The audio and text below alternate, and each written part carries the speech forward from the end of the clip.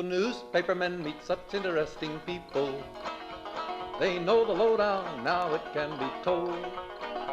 I'll tell you quite reliably off the record about some charming people I have known. For I meet politicians and grafters by the score, killers plain and fancy, it's really quite a bore. Oh, newspapermen meet such interesting people. They wallow in corruption, crime and gore. Ting-a-ling-ling, city desk, full of press, extra, extra, read all about it, it's a mess, meets the test. Oh, newspapermen meet such interesting people. It's wonderful to represent the press.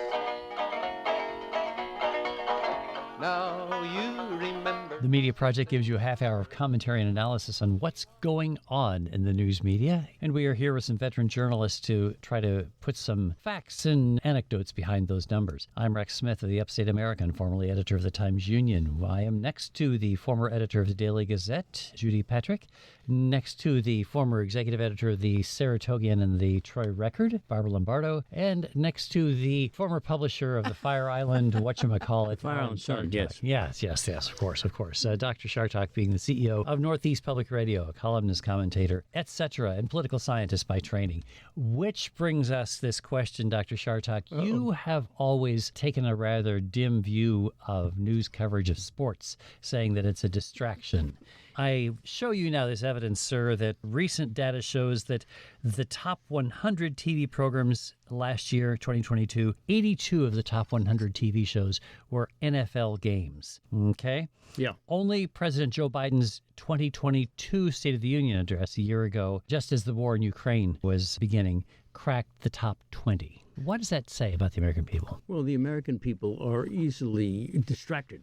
And we know that, when it comes down to what am I going to do with my time, I think a lot of Americans think that sports is a good way to fill that time. And we know it, and we know that sports brings in a lot of money. I find it a rather dismal situation, but what can I say? But it's entertaining and I think it's great. I mean, sports is something that brings together people no matter what their race, religion, political views. I mean, there's some territorial nature involved in it. And if people enjoy watching sports, I think that's a good thing. And I'm not surprised. It's the opiate of the proletariat.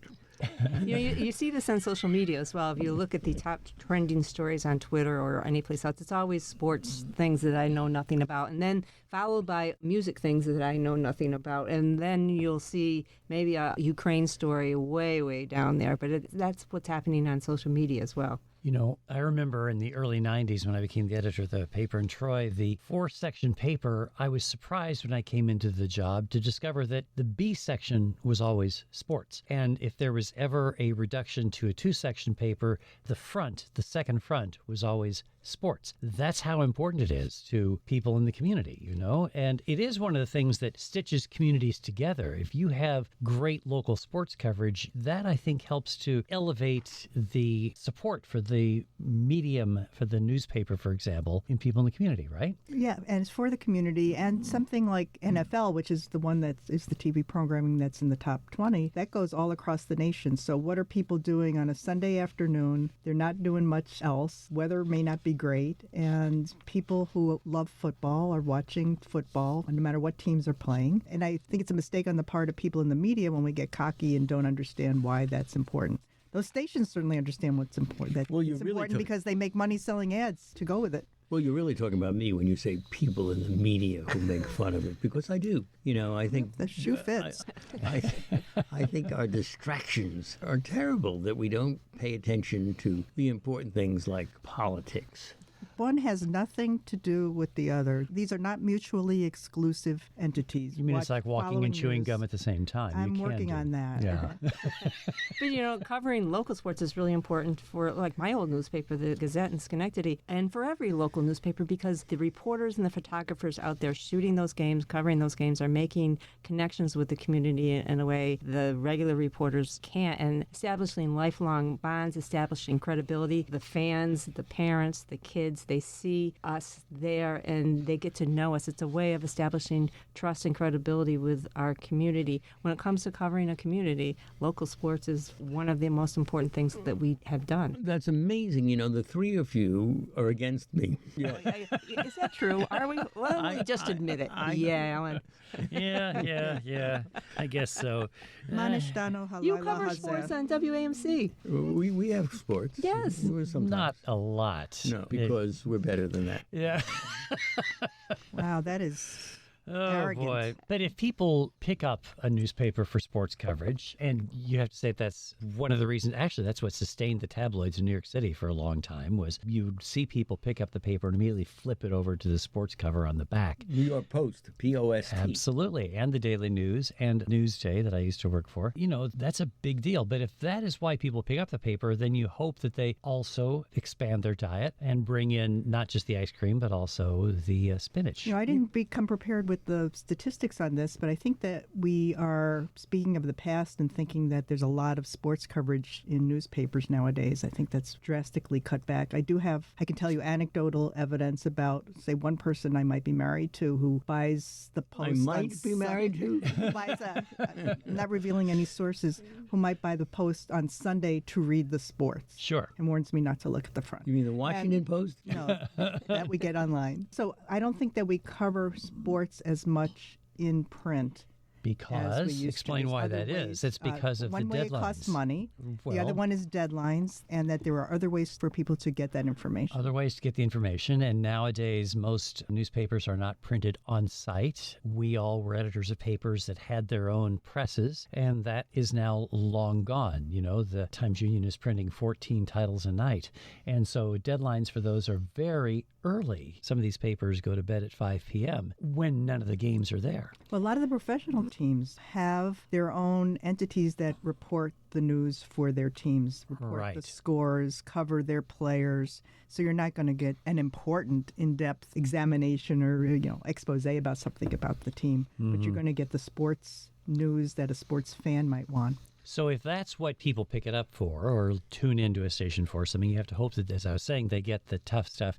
I was really taken by a report that I heard from NPR from the media reporter David Folkenflik, who was reporting about West Virginia Public Broadcasting, an astonishing story of political pressure seemingly coming from the governor right to the head of West Virginia Public Broadcasting, who is a political pal who ended up getting a reporter fired as a result of that. So now the question comes, Dr. Chartock, what kind of political pressure have you felt? I'll tell you, but you first have to do me a favor and say the name Folkenflik 5 times very quickly.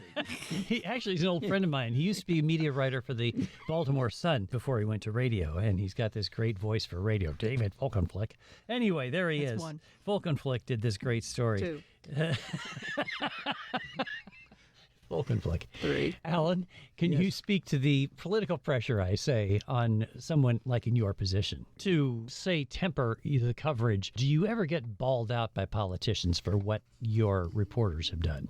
Not regularly. We have had examples of that, of course, but very rarely. Just this morning, I was talking to somebody about our coverage. You know, I think people with public radio, to some degree, understand it's a cut above the other crap that you people put out.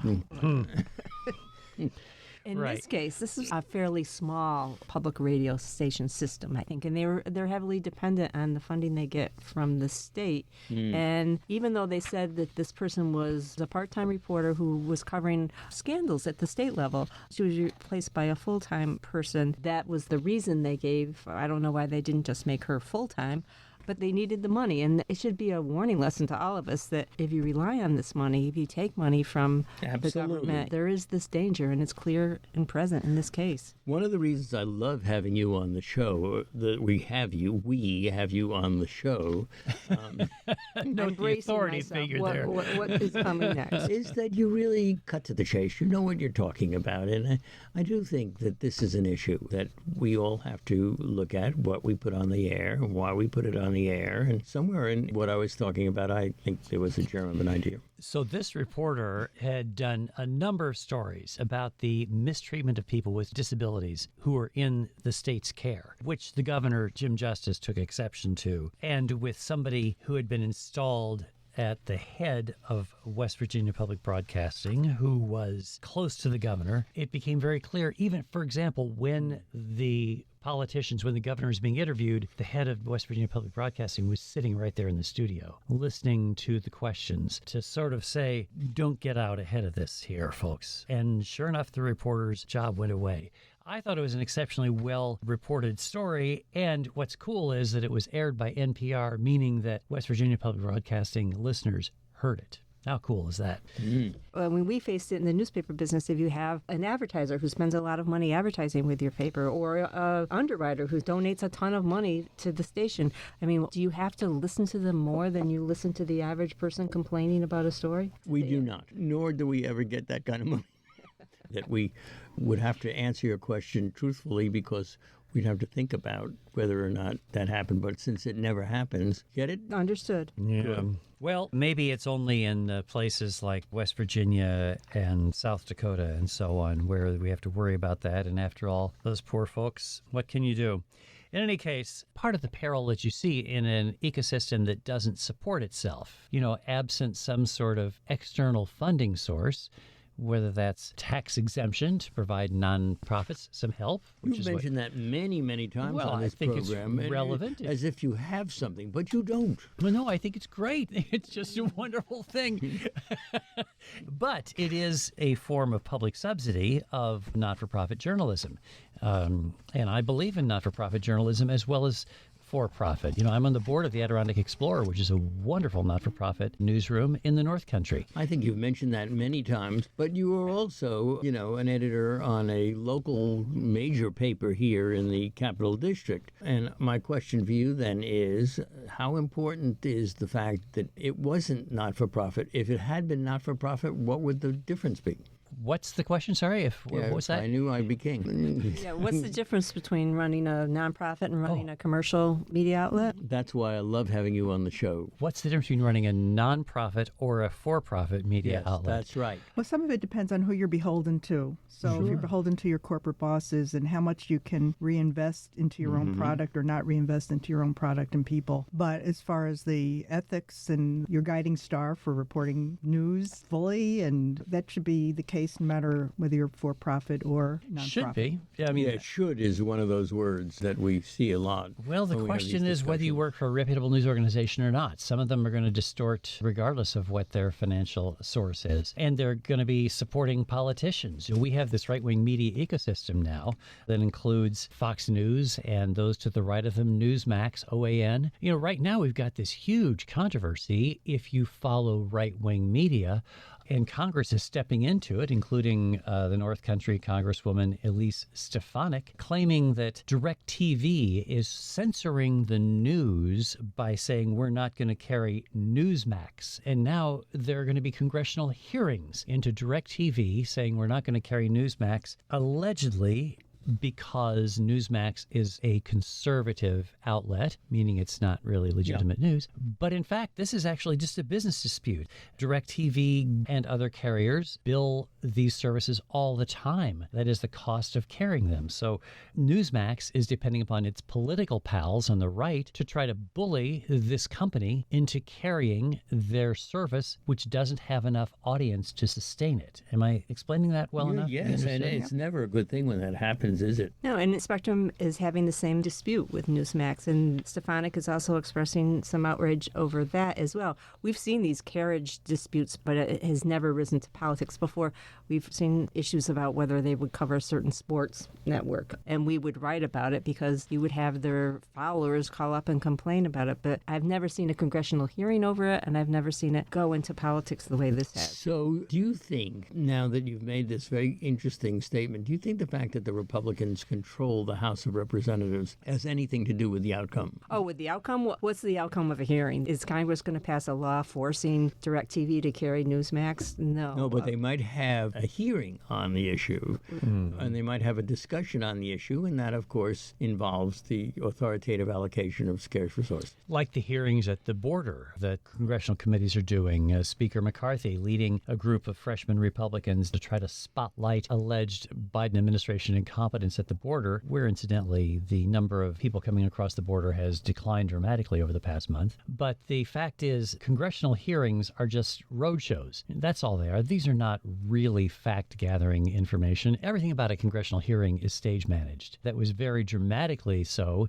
in the case of the January 6th committee, which had a TV producer orchestrating it all. And so those were excellent hearings. And when I was a young congressional aide, I put together hearings, and you know exactly what's going to happen beforehand. It's all scripted.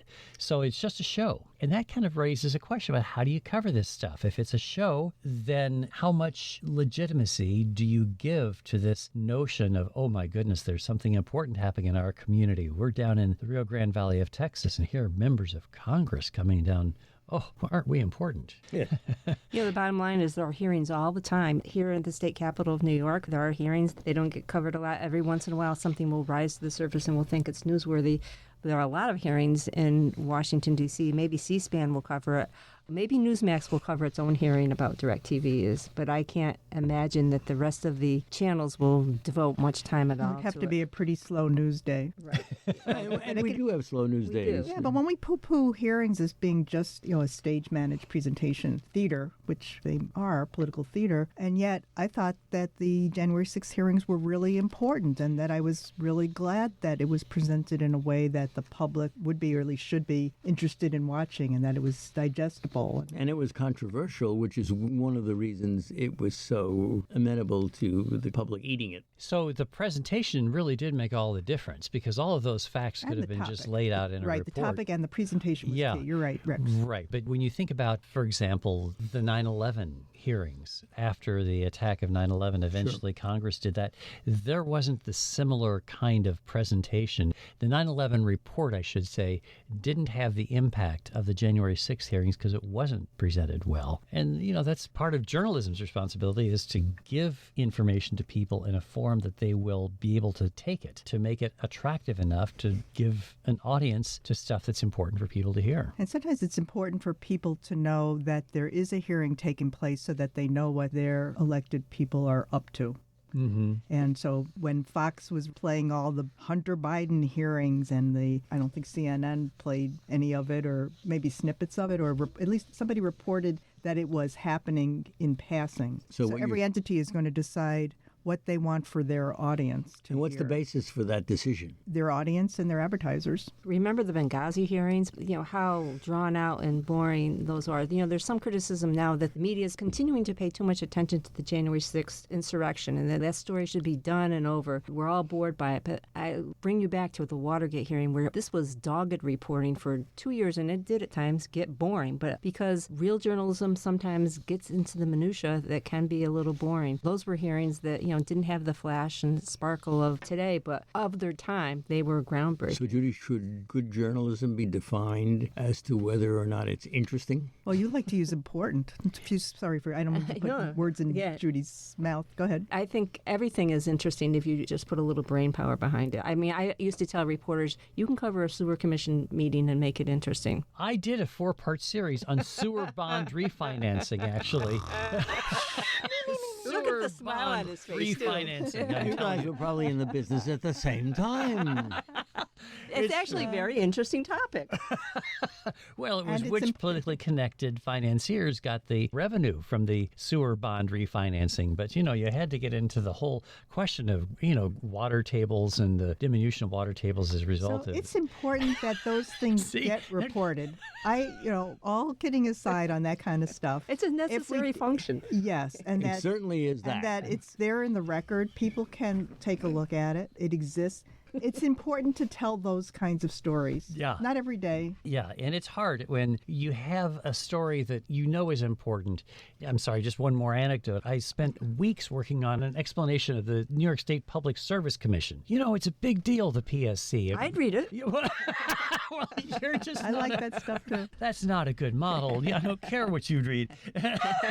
Well, if you take something more current and closer to home, the train derailment in Ohio, which I criticize the media when I'm just yelling things out loud where they're just saying it's in East Palestine, Ohio, and I'm like, does anybody here know where that is? Do any of our readers know where East Palestine? They don't. It's They in should the say Middle East, isn't it? south of half hour south of Cleveland or whatever the heck it is. They don't place it, but that is a story that the whole country should be worried about because trains carrying hazardous materials are going through your towns. And the best media report, so it's not quite like the Sewer Commission. And actually, USA Today was one of the news organizations that did a good story telling me what does it mean to me. What you're trying to do with your stories that you're thinking back about, Rex, is that these mean something to the readers if only they would listen.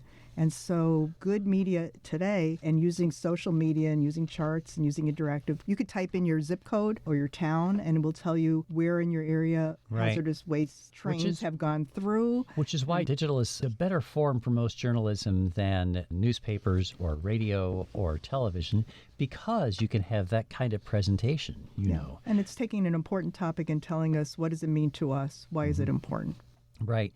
Well, you mentioned an interesting thing, and that is the use of social media. You know, these social media platforms are the way that a lot of news is delivered these days. And we cater to them in creating our products. We try to second guess the algorithms that are going to advance the news. We do all kinds of things to make stuff more palatable so that it will reach people's Facebook or Twitter feeds. And the difficulty is those platforms are now making a fortune with that content, and none of it is going back to the individual creators. And I harp on this sometimes because You do, Rex. I've noticed that a lot. it seems rather important, you know. There needs to be some transfer of money from those wealthy platforms back to the originators of the content, the local creators of good local journalism. And you, who ran the Albany Times Union and all the rest, let me ask you this. You see any real hope that what you've espoused just now is going to happen? I think it can happen if there's enough understanding. It may take a while because you could do there a are four-part people. series about it.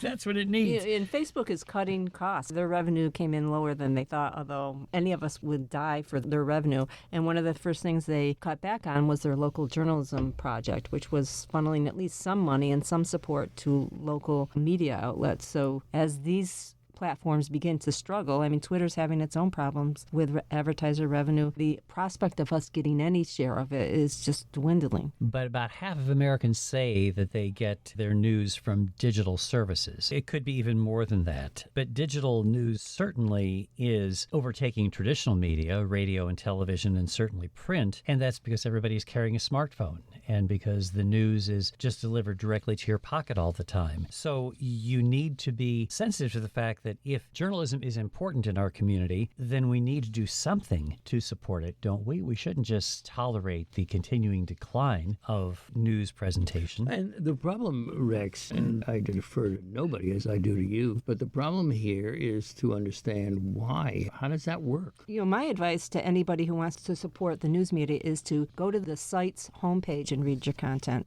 Don't get it through social media. To make it a regular practice, to go to WAMC.org or your local newspaper's website itself. Go to their homepage and read it from there and not rely on social media. That's what I try to do whenever I can, because that way you at least deny the social media giants a little bit, a few pennies. Yeah. I wonder how you do that. How do you Rex get would that say, across?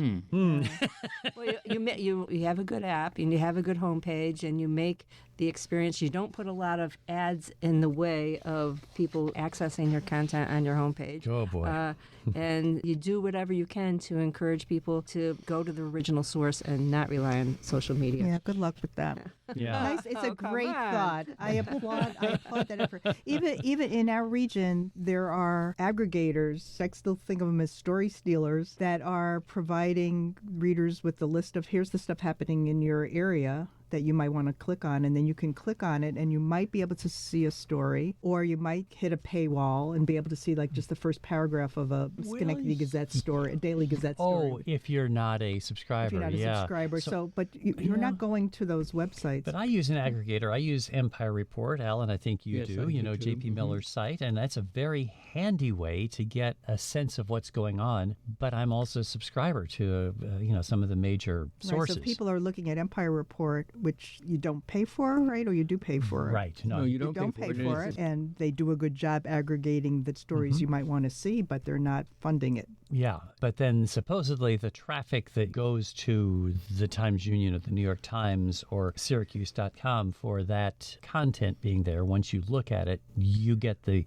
The click goes to that right. home entity. So that's the argument that the social media And platforms so make. much of what we talk about here inevitably comes back to the concept of money. You know, how do we pay for all of this and who gets it? Yeah, exactly. And you can't deny that somebody has to pay the reporters and the producers because news doesn't just slip out all by itself. It requires curation. I guess that's the word of the 21st century. We call that editing.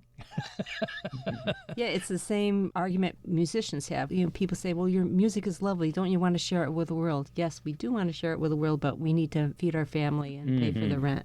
You have to pay people who create content.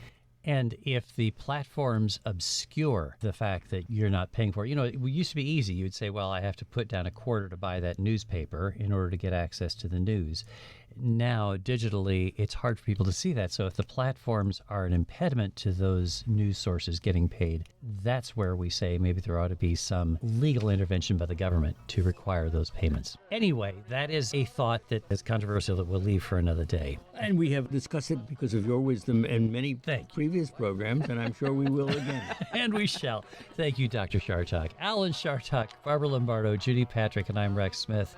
Thanks to our producer, David Gastina, for making this all possible. And to you folks for listening to us each week on The Media Project. Finally, the movies notwithstanding, they all got tired of patches on their pants. They organized a union to get a living wage. They joined with other actors upon a living stage. Now newspapermen are such interesting people. The Media Project is a production of WAMC Northeast Public Radio. Alan Shartok is CEO of WAMC, Professor Emeritus at the State University of New York, commentator, columnist, and author. Rex Smith is the former editor of the Times Union and Substack columnist. Judy Patrick is the Vice President for Editorial Development for the New York Press Association, and Barbara Lombardo is the former editor of the Saratogian and a journalism professor at the University at Albany. Listen to the Media Project online anytime at WAMC.org or schedule a podcast wherever you get your podcasts. Or just download the WAMC app for your iPhone or Android at the Play Store today. Thanks for listening. To working folks for readers and to big shots for their dough. Now publishers are such interesting people.